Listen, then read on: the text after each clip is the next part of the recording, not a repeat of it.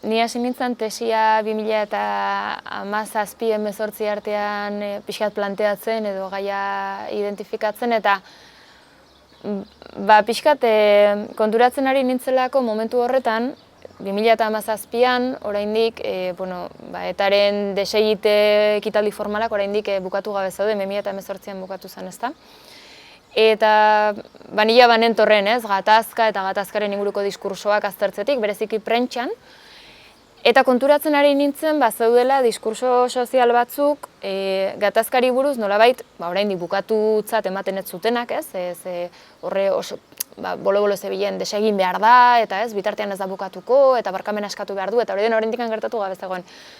Baina aliberen ikusten ditun, nire inguruko gazteak, momentu horretan ni baino pixka bat gazteagoak zirenak, igual 5 urte gazteagoak, 20 urtekoak eta konturatzen nintzen, beraientzat, urte askoz gehiago zirela gatazka hori ez zela existitzen edo virtualki bakarrik existitzen zela, bereziki hartzen baldin badugu erreferentzia bezala etaren jarduna, etak 2011-etik, 2011an suetena iragarri zuen, baina benetan 2009-tik apenas ez zegoen jardunean, Eta ordu noski, pentsatzen, momentu horretan, 2017an, 20 urte zeuzkan batentzat, gena emarazkin, 6 urte, nik uste dut, ez gehiago, 8 urte, benetan gatazkaren espresio hori gabe, eta, klaro, 50 urte dauzkazunean, 8 urte, ez da inbeste, baina 17 dauzkazunean 8 urte pila bat da, ezta? Eta orduan, ikusten hor bazegola, alde oso handia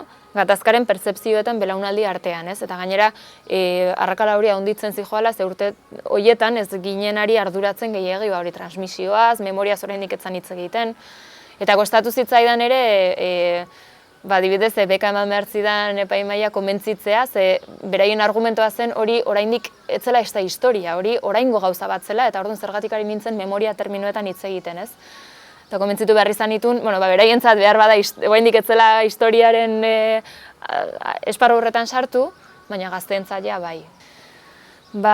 Nik uste nahiko handia izan dela, ez bakarrik ezagutzen, baizik eta batez ere hori parte hartzen mailan edo bakoitzari sentiarazten mailan edozein ahots dela baliozkoa eta edozein ahots dela legitimoa iragan kolektiboari buruz hitz egiteko garaian, azkenean benetan sinisten baldin badugu iragan hori guztiona dela eta memoria benetan kolektiboa dela nahi baldin badugu, hots guztiak balio behar dute, ezta?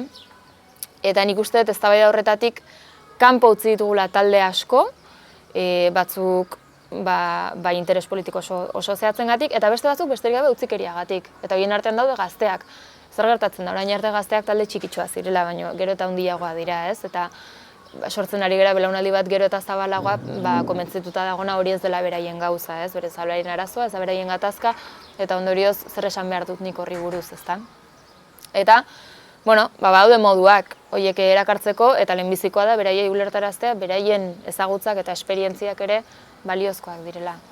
Nik uste dut batak bestea elikatzen dula, zuk etengabe tabu batekin topo egiten baldin badezu, horrek noski ez ezagutza areagotzen du, eta ez ezagutzak momentu batean, isiltasun areagotzen da orokorrean, eta horrek momentu batean askotan desinteres batera eramaten du, deskonektatzen duzu, ez dauzkazulako tresnak ulertzeko, hurbiltzeko, horrekin denbora pasatzeko, nolabait, ez?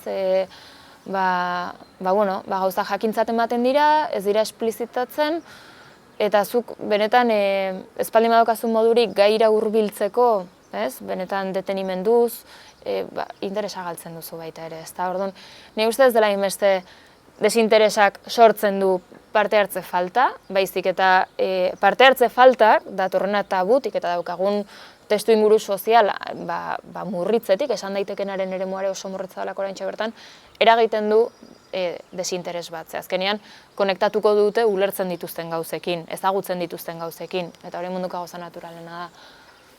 Alduten tokitik, eta helduleko horiek askotan oso gutxi dira. Alde handia dago, testu inguru sozialaren arabera, ez? Bai familian ohitura dago orokorrean politikari buruz hitz egiteko, ez bakarrik gatazkari buruz. Politikari buruz asko hitz egiten den familietan gai hau ateratzen da ere baita ere. Edo herriaren arabera, baldin bada herri bat oso zeharkatuta egon dana, ez? Gertakari zehatzetaz hor memoria sozial hori mantentzen da, ikusten dituzte muralak, toponimia, esan etor badaudez, memoriaren teknologia guzti horiek nolabai xurgatzen dituztenak. Baina daude beste batzuk ez dutenak izan kontaktu hori, historiaren zati horrekin, edo ez dutena horrela perzibitu, inork ez dilako lagundu, beraien inguruko simbolo horiek deskodifikatzen termino horietan, ez? Eta orduan alde handia dago egia esan, bai, errealitateen artean, eta bakoitzak heltzen dio pixka talduenari. Besterik ez daukanak, eskolan ikasi duen gutxi horri heltzen dio, eta eskola gainera da oso helduleko garrantzitsua da, ze eskolan ikasten dituzten mezuak eta diskursoak jotzen dituzte egiatzat. Hor eraikitzen dira egia konsensuatuak, eta testu liburuan baldin badago egia izan behar da. Zergatik erakutsi digutelako, hori ikasi behar dela, eta ebaluatuak izango gara hori barneratzen dugun neurrian, ezta? Orduan testu liburuan dagona egia da, ze nera aprobatu horren arabera dago, ezta? Eta orduan dira diskurso oso boteretsuak eskolatik handatu zenak, ezta? Eta bereziki ez baldin badokazu inguruan hori kontrastatzeko edo osatzeko esperientziarik, batzutan hori da galdetzen zaizun guztia. Zaila da, ni ez naiz pedagogoa eta nire tesia da pixka diagnostikoa egia esan. Ni saiatu naiz horrelako argazki bat egiten, oraintxe bertan eskoletan dagoen panoramari buruz, eta orduan bai galdetu diet ikaslei beraiei, gaztei eskolatik zer jaso duzu, zer goratzen duzu, nola landu duzue, gehienak nahiko eszeptikoak ziren, esaten zuten ez da apenas lantzen, edo izatekotan ez dakit bi adibiderekin landu dugu, etaren biktima baten kasua erakutsi digute eta galen biktima baten kasua horrelako zerbait. Eta askok esaten dute irakaslearen arabera dela. Baduela irakasle batzuk eta gainera oso identifikatuta dauzkate eta askotan joera ideologiko zehatzekin lotzen dituzte, noski, ez? Eta irakasle horiek hitz egin nahi dute horri buruz, eta orduan saiatzen dira kurrikulumetik aparte gai hori sartzen. Eta beste irakasle batzuk ez dute ikutu nahi. Orduan irakasle galdetu nien, zenik eskoletan egiten dituen elkarrizketak, eta berresten da, ez? Irakasleak kontziente dira kurrikulumetik kanpoko gai polemikoak txertatzeak beraiek ere markatzen dituela nolabait, eta batzuek beldurra diote markaje politiko horri, pentsatzen dutelako horrek beraien irakasle objektibo ezagutzailearen rola zalantza jartzen duela, ez? Eta beste batzuk ez, beste batzuk beraien funtzioa daukate eta arduratzat, ezta? Eta nik uste hor badagoela arrakala bat sortzen ari da, eta ere gehiago, ez? Nik elkarrizketak bukatu nitunetik ja 4 urte pasa dira, nire elkarrizketatu batzuk momentu horretan magisteritzako azken maila egiten ari ziren, edo azken bigarrena.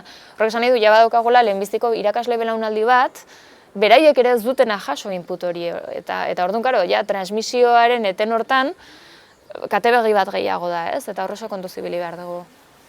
Bai, pixkat orokortzeko arriskuarekin, baina bai, ikusi ditu taldeak, eta nagusiki niri harreta eman didana, kontuan hartu behar da, iparraldean egin dituen elkarrizketak egin ditula Bernat Etxepare Lizeoan, nik frantsesez ez dakidalako nahiko ongi, eta euskaraz egin behar nituelako. Orduan, hori izan da alde bat, eta horrek behar bada eragin dezakez azkenean, badakigu, liceo horretan euskal komunidadekoak daudela bereziki, ez?